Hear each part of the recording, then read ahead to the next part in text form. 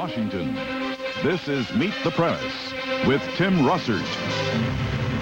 Welcome again to Meet the Press. Our issues this Sunday morning: the Clinton economic plan. Why did it pass? Will it work? And what else needs to be done? Our guest, late in our program, we'll talk with the Republican leader who led the fight against the president's plan, Senator Bob Dole of Kansas. And in our political roundtable, we'll be joined by author and columnist William Safire of the New York Times. But with us now, the man of the hour who helped Washington stay suspenseful all day long Friday before casting the deciding vote in favor of the Clinton plan, but not before he chastised both the president and the Republican opposition. Senator Bob Kerrey, Democrat of Nebraska, who is joining us from NBC affiliate WOWT-TV in Omaha. Senator Kerrey, welcome back to Meet the Press. Nice to be with you. And with me this morning, Lisa Myers of NBC News and David Broder of the Washington Post. Senator Kerrey, it's been 36 hours since your vote. Any doubts, any regrets, any second thoughts? Well, I wish I'd made up my mind a little quicker, but the fact is, when you're spending taxpayer money, why, I think it deserves, as much consideration as you can give it. And, we still are doing a lot of things wrong in Washington.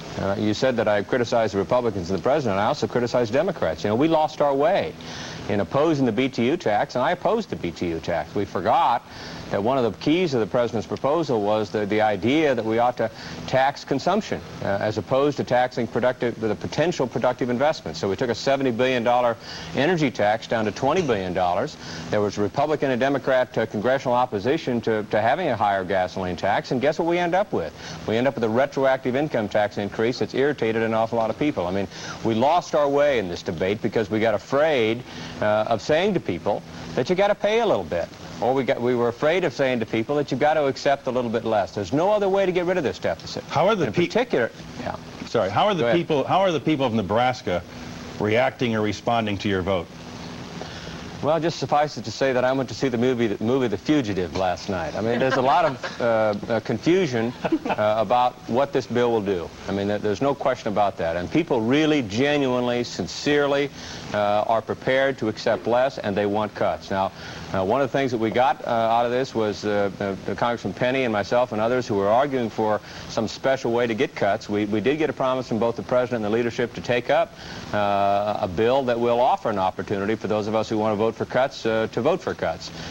We also got a real strong display, an early display of what Vice President Gore is going to recommend. And those things are going to be tough. It's going to be real interesting to see what kind of Republican and Democratic coalition we can put behind Vice President Gore's request for Congress to suspend some of its rules in order to be able to put in place, I think, what the people in fact want: a downsized federal government, a streamlined federal government, fewer federal employees, but a more efficient federal government as well. That's apt to impact congressional committees. That's apt to cut very close to home in many of our offices. So, I think we're going to get some follow-on action that will be very constructive. But no one should suffer under the illusion that this is going to be easy. In order to cut, somebody's got to be willing to accept less, and in order to get the deficit down, somebody's got to be willing to pay more.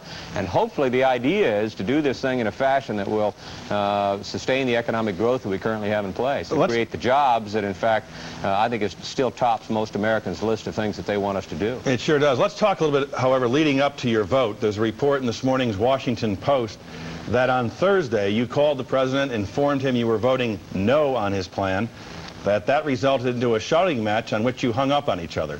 What can you tell us about that? Well, we hung up. We didn't hang up in anger. I mean, he offered in very passionate terms why he thought that I was wrong and why he thought that would be a terrible mistake. And I offered in just as passionate terms why I thought we had lost our way. We had come off the high ground and we had made too many compromises, too many concessions, and we ended up with a bill that will reduce the deficit, resulted in some sort of a belief out there that the reason we have a fiscal problem is because wealthy people aren't paying enough money. That's not the truth. Even though I'm pleased that we're going to reduce taxes on an awful lot of people in Nebraska who have lower incomes, the problem with the deficit right now is that we've got mandatory spending programs, 5 top mandatory spending programs that will result in a $44 billion increase in spending this year to next, and most of those programs benefit the middle class. One of the things that we've done in all this is that I think that we have unquestionably reduced the deficit. We've made more progress. I vote yes because we're making progress towards deficit reduction. I didn't trust that voting no would result in more deficit reduction, and we have an opportunity offered both by the leadership and the president to go further. But as I said, I don't want anybody in the audience to suffer under the illusion that deficit reduction can be done without a price. Someone has to be willing to put something on the table, and I like the idea that the president put before us on the 17th of February that says that it has to be shared sacrifice, that it should not be unequally divided between one sector of the population and another. What was the most persuasive argument made to you, or who in particular influenced you in eventually voting yes? Oh, I suppose the most influential person would be Senator X in Nebraska. Right behind that would be Senator Moynihan, Senator Daschle, Senator Reid, Senator Lieberman, others who were saying to me, you know, you look across the aisle and consider the process of this Senate, and you're not going to get deficit reduction. You vote no, and though you don't like the bill, you want more cuts in this thing. You think in particular that our taxes are not encouraging the kind of productive investment and job growth the country wants. You're not going to get that by voting no. In fact, that is the truth. There was a lot of resentment at the White House that you had kept the president twisting in the air for an entire day because that you were seeking revenge for having lost to him in the presidential primaries or being passed over for vice president. How do you respond to that? Well, I'm the one that lost. I'm concerned about taxpayer money. I think we have a far too cavalier attitude towards waste and towards fraud, towards abuse. I think we've missed, in fact, the desire on the part of the American people to really do things differently. They're willing to pay a price on the spending side, and I think we've been too meek. I mean, I think we've lost our way. We've come down off the high ground, and we got too meek in this process. And I feel very strongly about that. How about the tone you're spending taxpayer money? I think you ought to be very careful, and I apologize if that has caused the president some discomfort for that short period of time. But I in fact voted yes the first time around after the president said, give me a yes vote so I can get this to conference, and I think we can improve it in conference. They didn't improve it in conference. They split the difference. So they knew I was no, and they knew I didn't like the thing. They knew exactly what I wanted. It wasn't like I was misleading or misrepresenting my position. Senator, even some of your colleagues were somewhat taken by the harshness of the tone of your speech Friday night, in which you said basically that the president was weak and that, Mr. President, don't take the low road of the too easy compromise and the too early collapse. That's pretty strong language directed to a fellow Democrat, isn't it? Well, you know, we had 2 days before this vote, actually on Thursday before the vote, we had before the Senate a rather interesting proposal, which was to provide disaster relief for people in Middle America, including in Nebraska, that have been impacted by the flood. And at the last minute, at the very last instant, we got a letter from Leon Panetta saying that he supported an amendment that would have increased the disaster percentage payment. I opposed that amendment. I had opposed it because I thought it was unfair, it was unnecessary. We were in the middle of deficit reduction. And guess who we had on the floor arguing for it? We had Bob Dole down there, Kit Bond down there, Tom Harkin, Paul Wellstone. We had the typical coalition of Republicans and Democrats who will talk about deficit reduction, but when it comes time to actually do the deal, they say, well, this is our disaster and we deserve special attention. Well, and they were threatening not to vote for the disaster bill. I mean, you've got to say no to us. Otherwise, you know, we'll always have some disaster. We'll always have something that we'll make a case that is urgently needed. And in fact, I think the disaster bill the president sent to us was fair. It was a sufficient amount. We should say thank you rather than demanding 50% more. Senator, you said in your floor speech Friday night that the Democrats, too, are going to have to learn to say no to the program getters and the COLA receivers. Are you now proposing that cost of living increases for Social Security recipients be either frozen or cut? Well, I'm not proposing necessarily to freeze or cut, but I would like to have the opportunity to put on the table, particularly if we can make some kind of sacrifice, an idea that maybe the COLA is going to be CPI -1 or CPI -2, that we're going to ask for something that will provide some relief, in fact, for working people that are paying for those COLAs. I mean, that's what's going on right now, Lisa. We got working people out there that are paying 12% of their wages. in order to provide that COLA. But, absolutely. I mean, I'm prepared to have a debate about that. And in particular, if Congress could demonstrate that we're prepared to pay a price, though I know it sounds like a small amount of money, but I think it would be great symbolism if Congress would say, we're prepared to reduce our pay. We're prepared to reduce not just our salaries, but our own staff. We're prepared to face some inconvenience as well.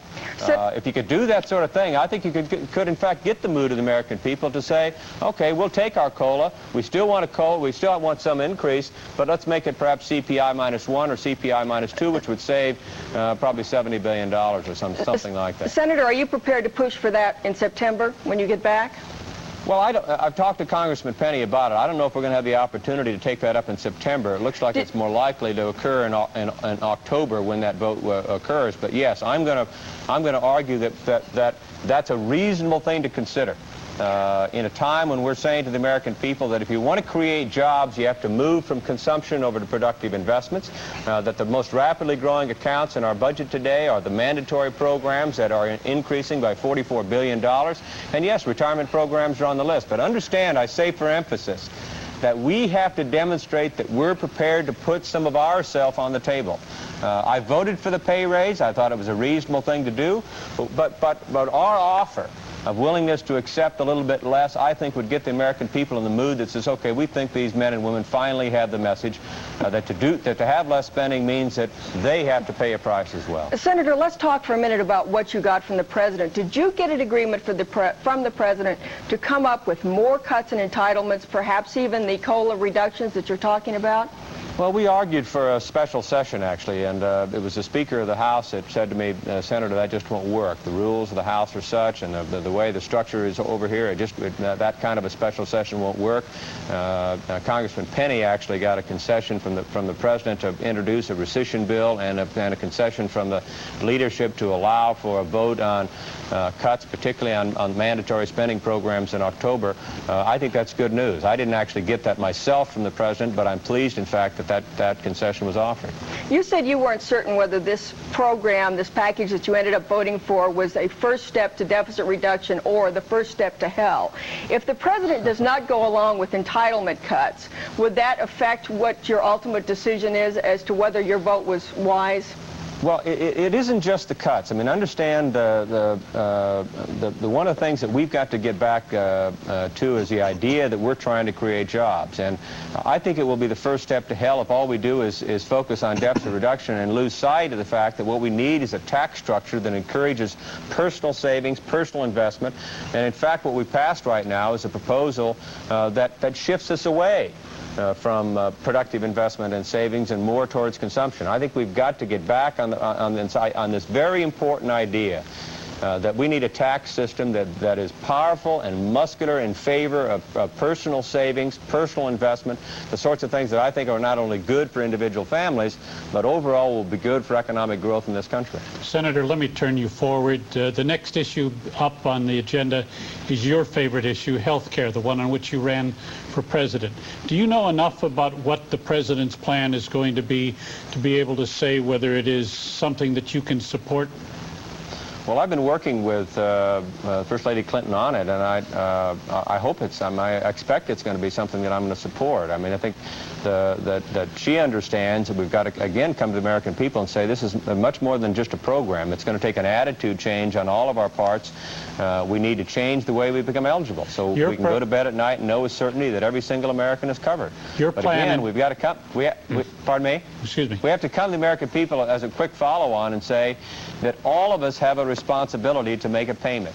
All of us have a responsibility to participate in cost controls, and I believe very strongly she understands that we can't do this and shouldn't do this in a fashion that's going to be destructive of jobs, particularly in the small business area. Your plan in the campaign called for a 4-cent payroll tax, excuse me, a 4% payroll tax on employers and a 1% on employees. Do you think that Congress would approve that, and do you think that's the way that they're going?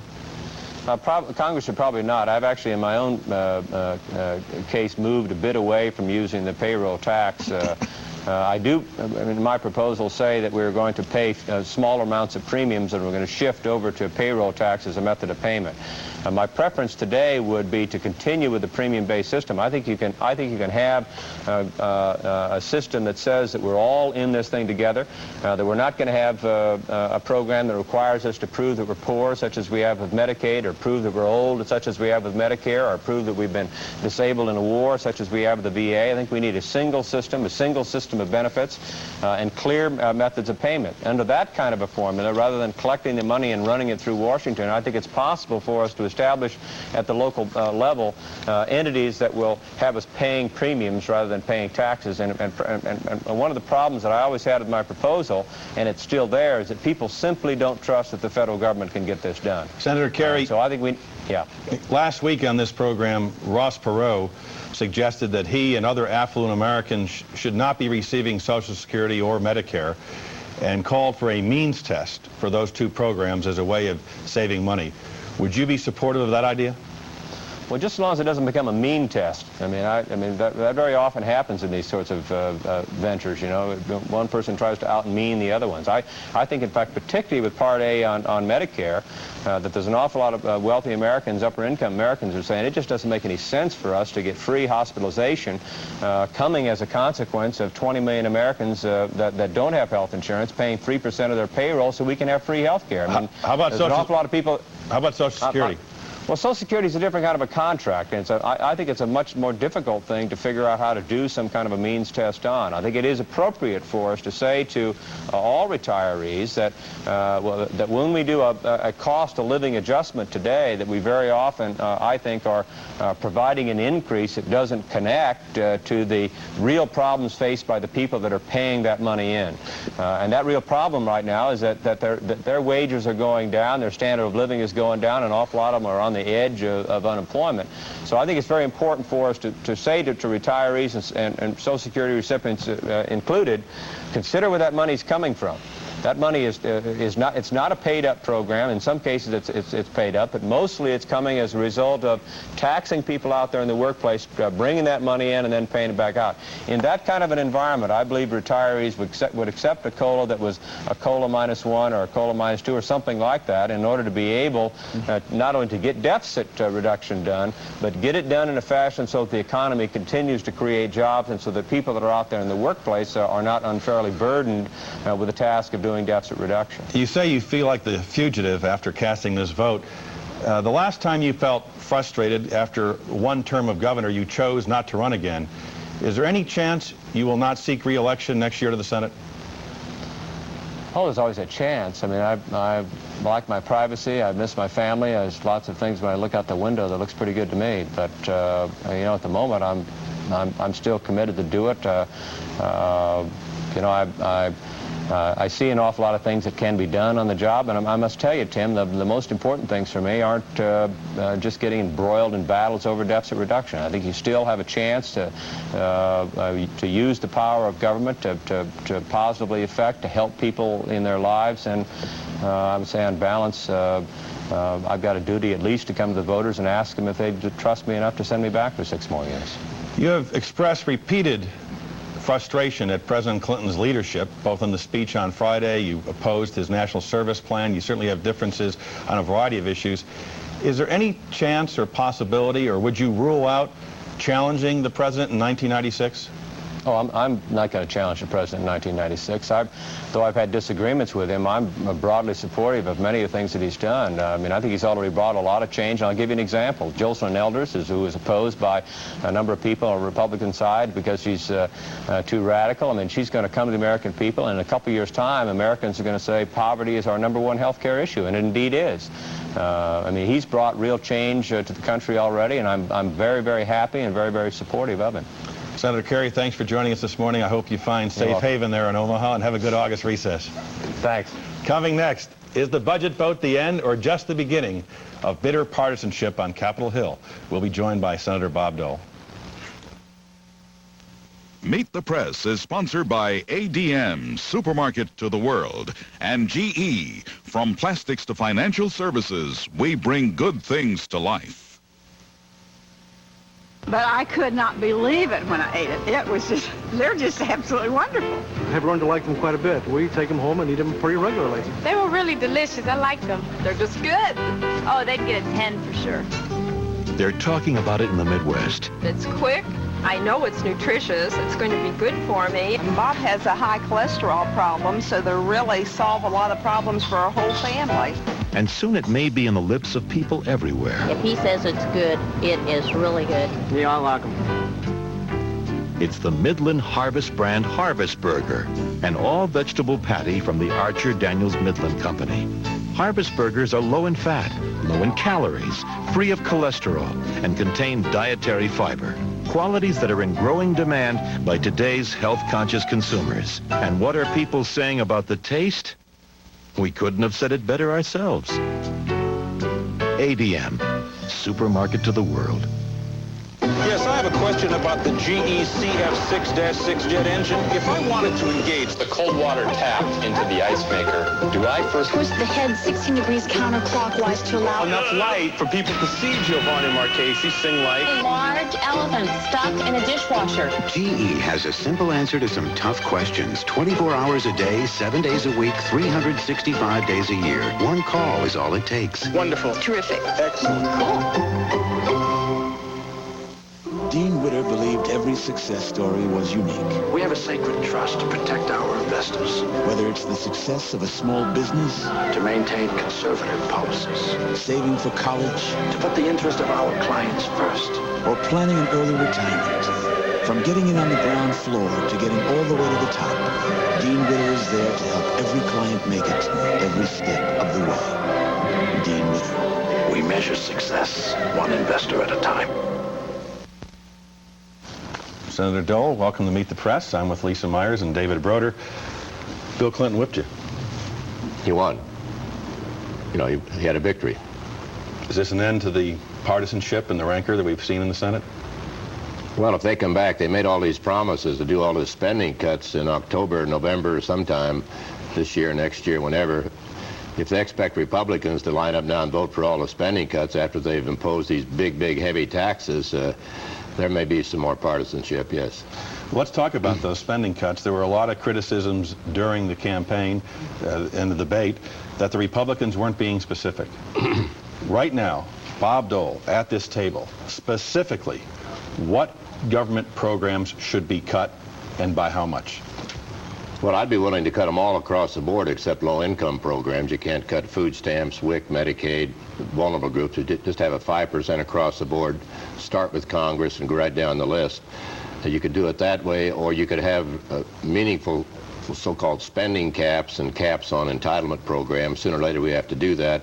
The ones we have now, I mean, the ones in this package aren't going to cause anybody any problem, but we have to face up to entitlements. You just heard Senator Kerry say we should look at COLA increases for Social Security recipients. For upper income recipients, I think that's fair. On the table. We've always been told that the Social Security Administration can't separate those who receive small amounts of Social Security because maybe have other pensions. We don't know whether they're low income or not.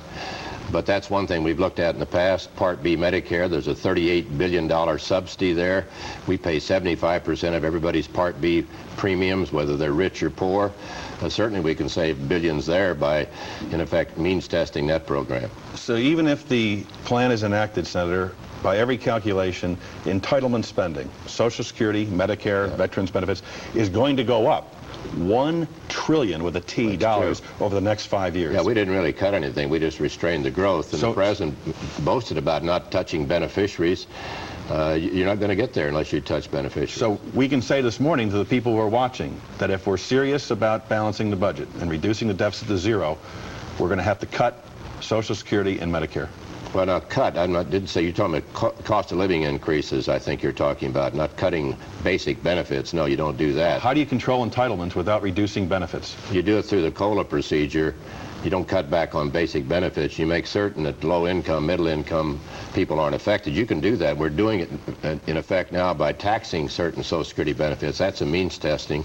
It's a means-tested program now. We may have to move on and do the same in Medicare and other entitlement programs. But if 46% of our budget is going to entitlements, Social Security, Medicare, how can you say to people, we're going to reduce the amount of money to those programs, but no one no one is going to pay a price, or no one's going to be harmed. Oh, they have to pay a price. There'll be a price paid. I mean, I don't think you have to go back and cut basic benefits. The COLAs add up pretty quickly.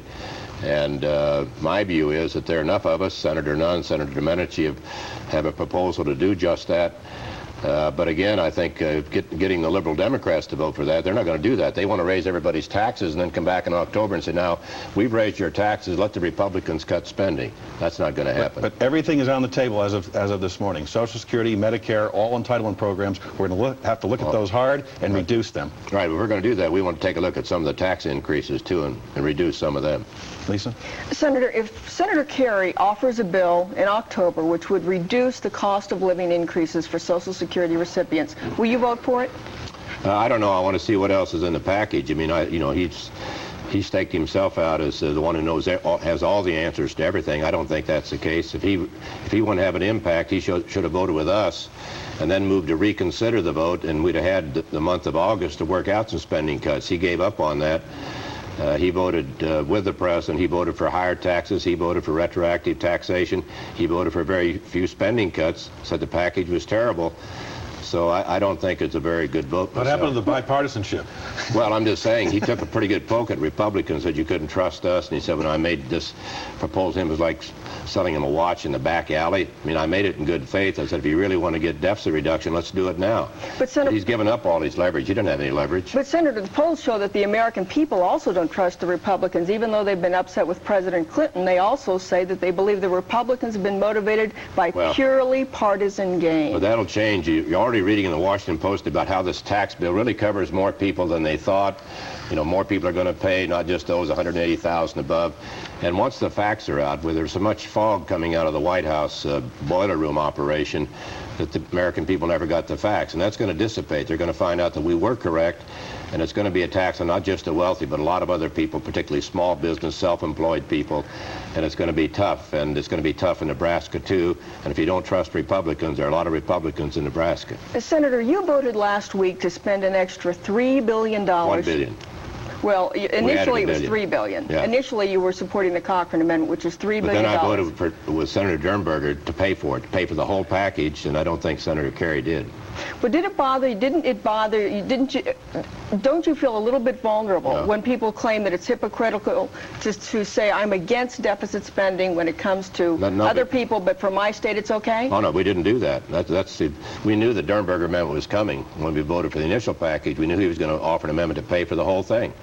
And on that basis, you can vote for it. We got 46 votes. We almost paid for it. But again, a lot of the liberals who voted for deficit spending, we couldn't get 5 more votes out of the liberals to pay for it. But in the end, you voted for it even though it wasn't paid for. That's right. In the end, we voted for it. We tried to pay for it. And the 46 of us did out of 100. 5 more people have done that, been responsible. We'd have paid for it. And we'll try again in September or October. Senator, it's pretty clear that Republicans are going to make retroactivity a big issue here. I want to read you something that you said in your speech to the American people Tuesday night. Never before in American history has the government increased tax rates retroactively. Is that statement true? I think so, on tax rates, and particularly on estate tax rates. There's never been, I'm talking about rates. Now, Mitchell talked about tax changes. Other people talked about self-employment, raising the threshold. But tax rates, in my view, particularly on estate tax rates, have never been retroactive. You don't raise the rates and put an estate tax that's retroactive. The Treasury tells me that there have been at least 23 times in recent years, including 10 times during the period that you were chairman of the Finance Committee and Ronald Reagan was in the White House, when taxes have been raised retroactively. Not tax rates. In fact, tax rates were never raised in the Reagan years. The rates never went up. They stayed at 50% all during the 8 years.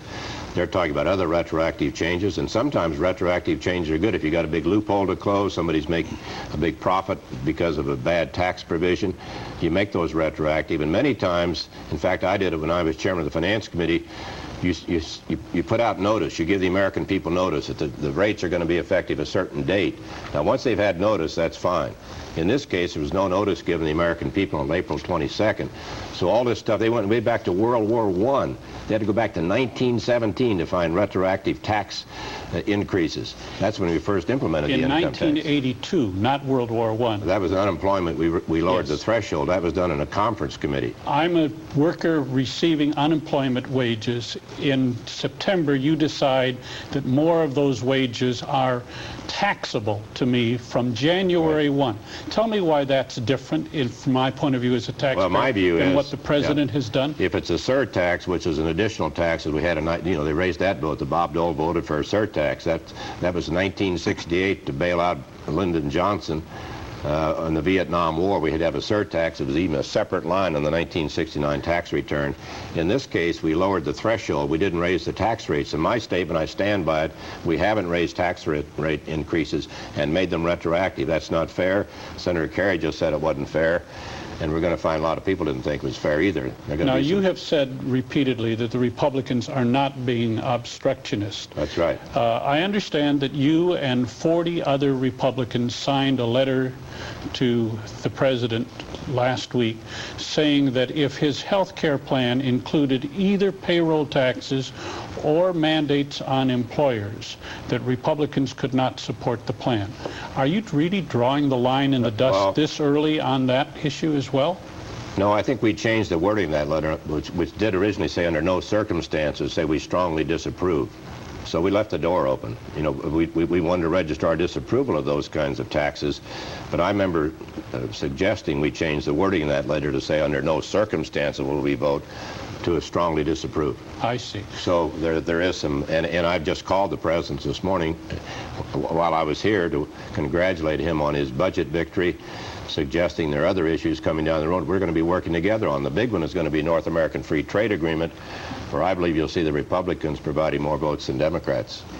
On this obstructionist charge, last week you opposed not only the budget plan, but a national service plan, which I believe the president of the American Red Cross, Elizabeth Hanford Dole, was strongly supporting on the grounds that it would provide good experience for young people and help for organizations like the Red Cross. That was not obstructionism on your part to try to filibuster that bill? Well, my view is the Red Cross, I think they agreed with the concept. 2 years ago, I helped Senator Bourne and others to sort of put through a service bill, the old CCC concept. And this one, we didn't think they ought to pay children of wealthy people stipends of $3,500 a year. But we are going to pass that bill. We did reduce the cost from President Clinton's $10.8 billion request down to $1.5 billion. So by opposing it, we did reduce the cost. It hasn't passed the Senate yet, but it did have pretty broad Republican support. The Republicans are also held up to the confirmation of Dr. Joycelyn Elders as Surgeon General. That's not obstructionism? I don't think so, because we've only had one day of debate. We didn't have a single interruption that day. We had 16 senators sign a letter saying we want to debate this fully. We've agreed to take it up on the first day back with 8 hours time agreement. It's going to be voted on, whatever, September 7th or 8th. So that's not obstructionism. Do you think it's corrupting young people, as some of her critics charge, to have school-based health clinics that give condoms to high school students? Well, I think there's some question whether or not they may have been defective and she didn't recall them, but I think there are other things that she's said that I think she'll be confirmed, but there'll be a fairly strong What do you think vote. about that health issue in high school and preventive sex? Well, I don't find much to quarrel with that particular issue, but I think some other things she's done I don't agree with. Senator, bottom line, during this debate, had a lot of it. You demonstrated you could say no, that the Republican Party never offered a viable alternative. The only suggestion they made on the floor was... Well, we had a viable alternative. It was $100 billion less than the president deficit reduction. But no taxes, and I didn't bring my charts or figures. I knew you were going to get into this today. but that's right.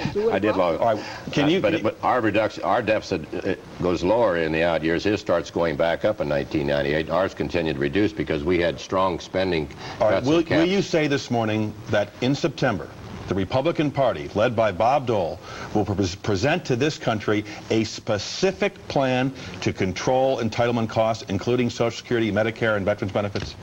We're prepared to present a plan. I don't know whether it's September, October, but you will. But again, don't get us in this little game that after the Democrats have raised everybody's taxes, we ought to go in and cut the spending.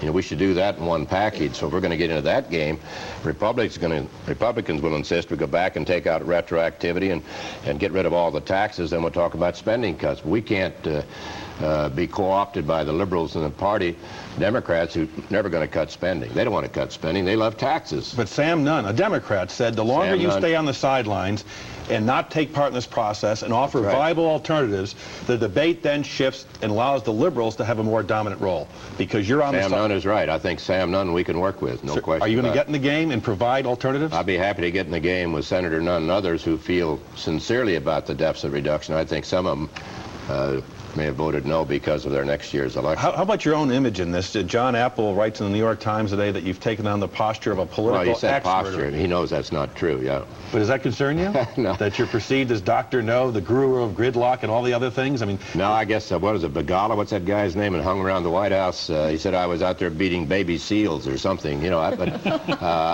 Where are you, and if so, when? Yeah. You know, I'm the leader of the opposition, and you got to take some flack. We don't like it, but we think we had a constructive alternative. And let's see what happens the next 6 months. See how many times the president comes to us for help. But you do think that Bob Dole and Republicans ought to start being more positive if the country's going to take a more positive view of the Republican Party? Well, we think we were positive on deficit reduction. We had a specific proposal, but we're prepared now with crime, welfare reform, immigration, North American Free Trade Agreement, health care. We're going to have positive programs, but you're going to get us on this program so we can talk about them. We have to take a break. We'll be right back with more of Bob Dole after this message.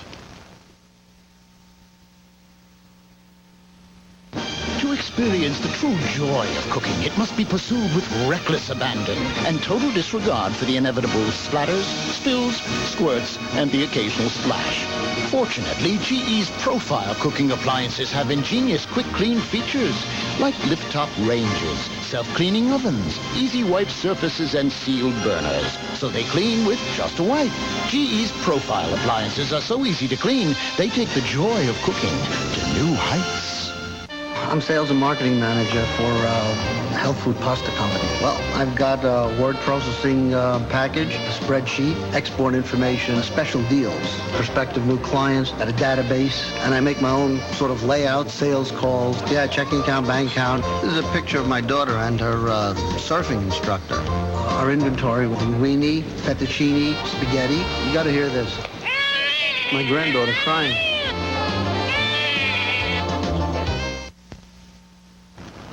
We'll be back with more questions for Bob Dole, but first, this brief news update. Good morning. United Nations forces are on alert in Somalia after 4 American soldiers died in an ambush in Mogadishu. Their vehicle hit a landmine in the shadow of UN headquarters.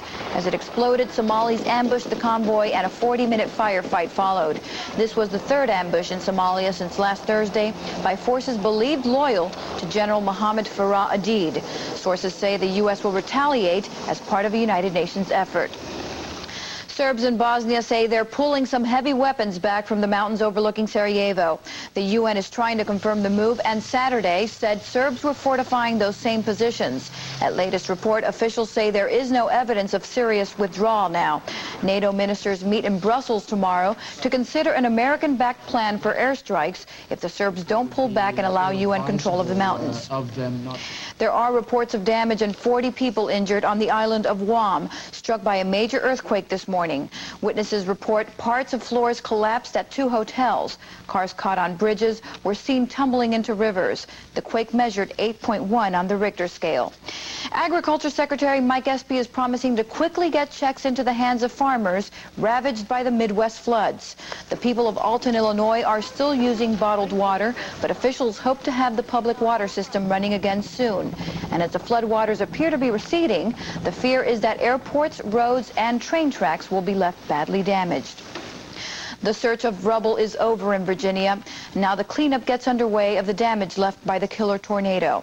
The collapsed roof of a Walmart store in Colonial Heights claimed 4 lives. No other victims were found in the rubble. In nearby historic Petersburg, the mayor told the New York Times an advanced weather radar system was due to be installed later this year. And that is the news at this hour. Let's go back to Washington with Tim Russert.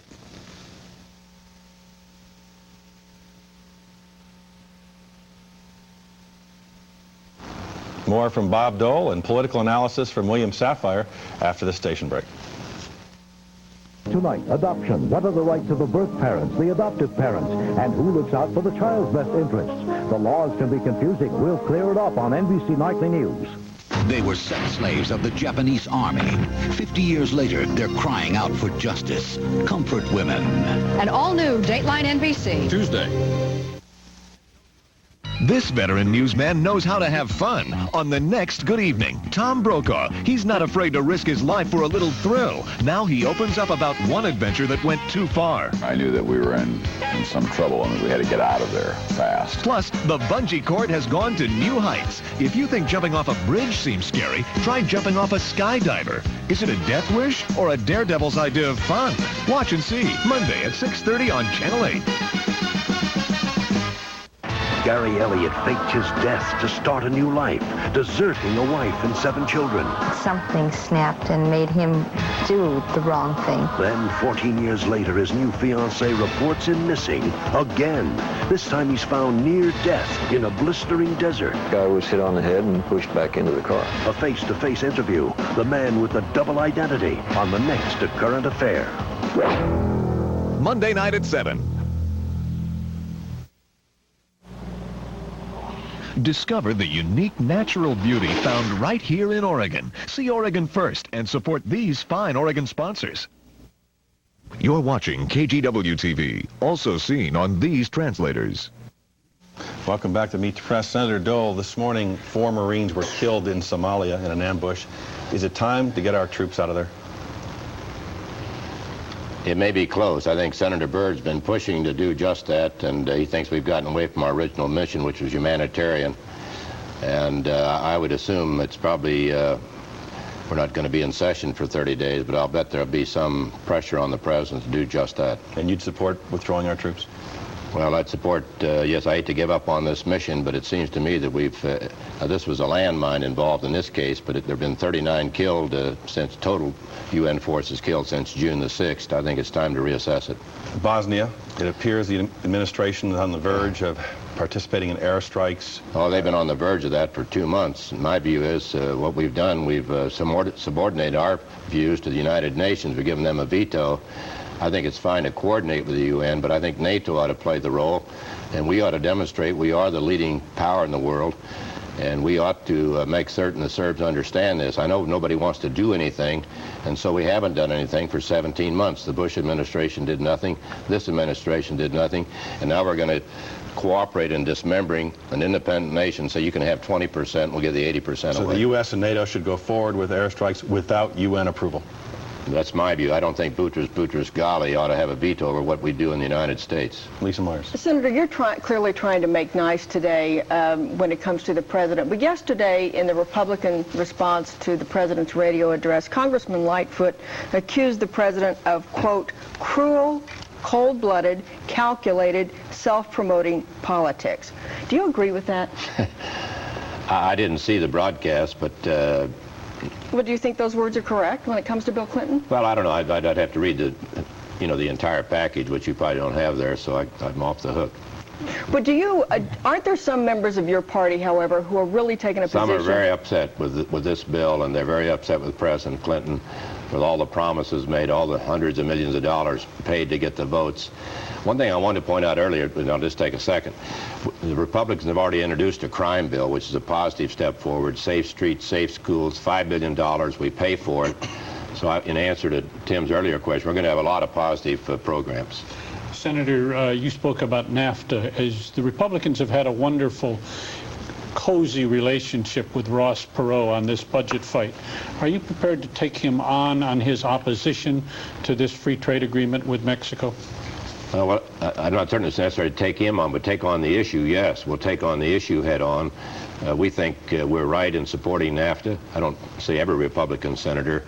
The only one thing that could cause it to blow up would be if all these side agreements on the environment and import surges and labor, if they create more bureaucracy and more hassle for the American business community, then they may lose Republican support. But we're willing to take Ross Perot on that issue, yes.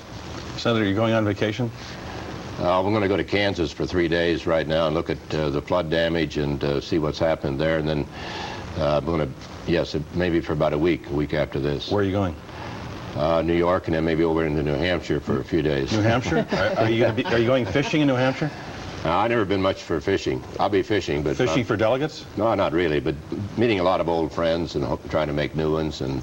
But isn't that an important statement to the American people that here it is, 1993, and you're going to New Hampshire? No, in fact, under this tax bill, a lot of people are going to be moving to lower tax states, and New Hampshire's a low tax state, and just, you know, maybe a place to live if Clinton keeps on. But it suggests to the American people, at least you're still considering running for president.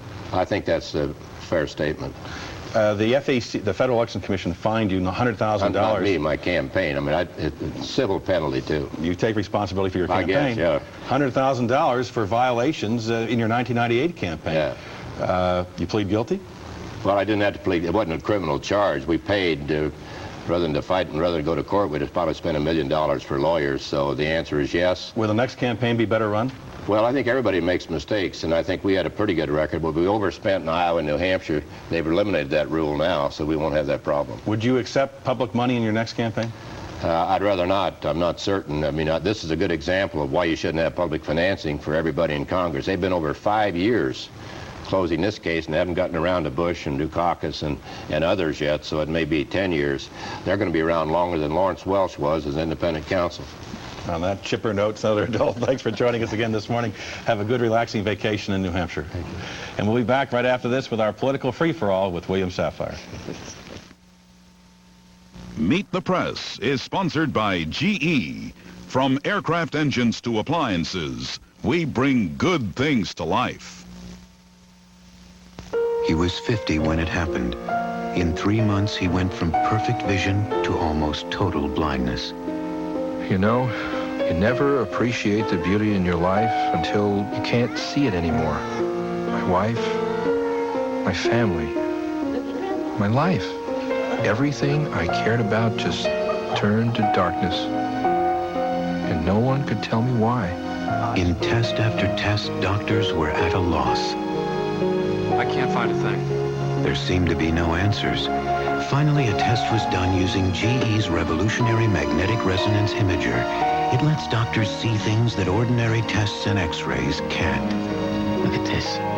Incredible. The doctors discovered a tumor affecting his optic nerves, and he was treated. Within days, he got his vision back. Hey, what a smile. And everything that came with it. It was pouring rain. I was late. The guy from Xerox was waiting to talk about my documents. My documents, I asked. Add impact to your direct mail, he says. Just add color. You can get 25% more responses. More responses, I say? And I see it. How color gets my documents to make money. I say call my direct mail anything you want. If you're helping my cash flow, you're talking my language. See your documents differently. Call 1-800-ASK-XEROX, the document company. Finding work. It's the ultimate test students face. At ITT, we had a vision. Better teaching and facilities would lead to better students, which would lead to better jobs.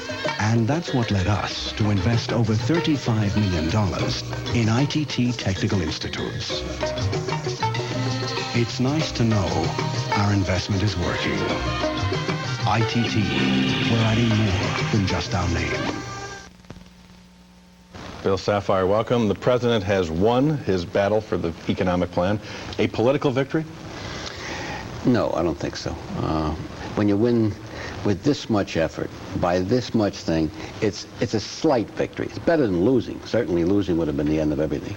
But what happened here was the Democrats had a big argument among themselves, and they did not self-destruct. Big deal, right? So we have now a budget, and we have a campaign issue in 1994, and we'll soon see whether this battle turns out to be a Pyrrhic victory for the president. Do you think the Republicans hurt themselves by being perceived as the party of no, the party of opposition to an extreme? Not a bit. Oppositions exist to oppose and occasionally to present alternatives. But in this case, philosophically, the Republicans did not like the idea of tax now, cut spending later. This is the third time it's happened. Back in 82, 83, and 1990, the same promises were made. Raise the taxes and then we'll cut spending. Didn't happen, and I don't think it'll happen now. A year from now, if the economy is sluggish, will Ross Perot not be a major beneficiary? I like to think that the radical middle is not in Perot's pocket. I would be surprised if some other multimillionaire didn't get the idea of, it'd be a good idea for me to... Volunteering yourself, Bill? I'm not multi yet, but I would think that Perot is not... He's peaked. I think he'll lose on NAFTA, and that will turn off a lot of people. I think one of the reasons that we had this whole debate was because of Ross Perot, and I think he's going to be around for some time with some real legs. I really do. David Broder?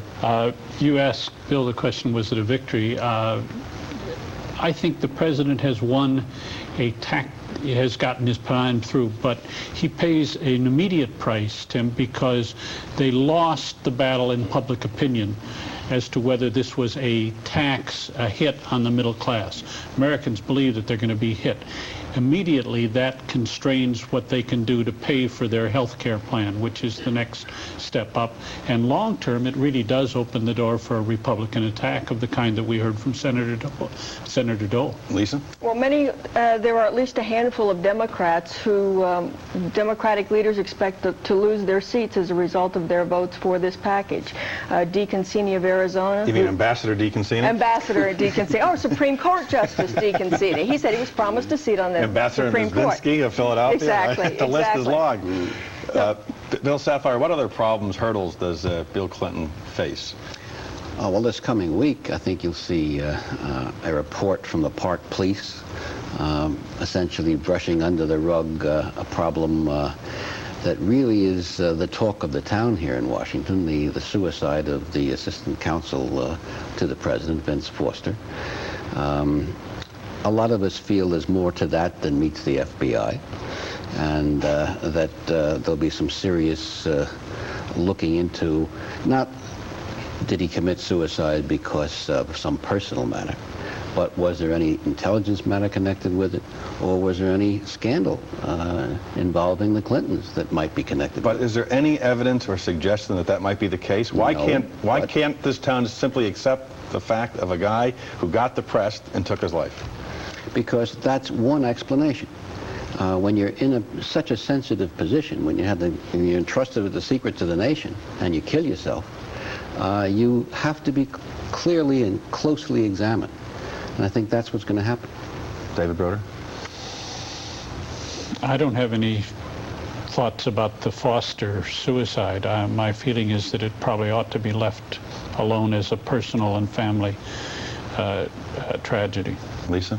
Well, I'd like to pick up on what David said earlier about health care. One of the reasons I think that this may not turn out to be much of a victory for the president in the long run is that the debate on this really has hurt him on health care. Many people don't think there will be a health care package, in part because they cannot afford to raise taxes to pay for it. We're going to take a quick break here. We'll be back in just a moment to talk a little more about health care. Most people retire to Northern California for the gentle climate. Neil McBain came here to race in the fabled Monterey Historic. And Dean Witter was with him every mile of the way. Respect the power of a client stream and help them achieve it. That's why 11 years ago, Dean Witter mapped out Neil's financial course with one goal in mind. Victory. Dean Witter. We measure success one investor at a time. We'll be back after these messages. The rush is on for the incomparable GE Profile refrigerator. The GE Profile is full of smart ideas, like a shelf that tucks away for tall things, and shelves that glide out so you can find things. It's called Smart Space Design. Smart ideas that let you put things in, take things out, and clean things up so quickly and easily that you'll never again miss your favorite commercials. On health care, I'll tell you, Bill Sapphire, Russard's view that health care is not going to be the political bonanza the Clinton White House thinks it's going to be. If you talk to people like my dad, their idea of health care reform is lower premiums and better care and more service and complete access to any doctor he wants. And when the truth comes out that you have to have a higher premium, limit your choice of doctor, and perhaps even, God forbid, limit the amount of services you might get, it is not going to be a popular proposal. Let me turn to something else, foreign policy. We heard Senator Dole talk about Bosnia. Your views? Well, Clinton for 6 months now has been dithering about Bosnia. It's time for an ultimatum. And the ultimatum should simply be move those artillery positions away from Sarajevo, stop trying to kill all the people in Sarajevo, or else. And then stop negotiating, stop talking, stop fussing around, and zap them. Do it without UN approval? Without, well, with NATO approval. But without the United Nations? And you have to do NATO because you're using the NATO forces. But I would assert ourselves in the UN and say, look, this is what we're going to do, or else we're going to start pulling out of NATO. David Broder? I think this problem's a lot harder than can be solved by saying zap them. But the Clinton administration record on this is really shameful.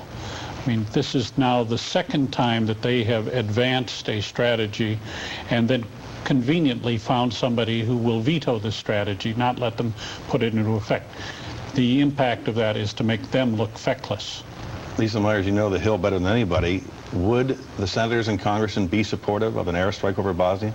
I think there's increasing support for that. However, there's also going to be a question, at this point, what good does it do? I think they do give the president credit for having the best of intentions. I think the problem is the administration seems totally, as to use David's word, feckless when it comes to executing a policy. We should know more this week as to whether or not the United States will participate in such an airstrike. Lisa Myers, David Broder, Bill Sapphire, thank you all. That's all for today.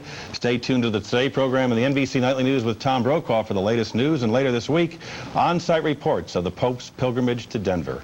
We'll be back next week. If it's Sunday, it's Meet the Press. See you then.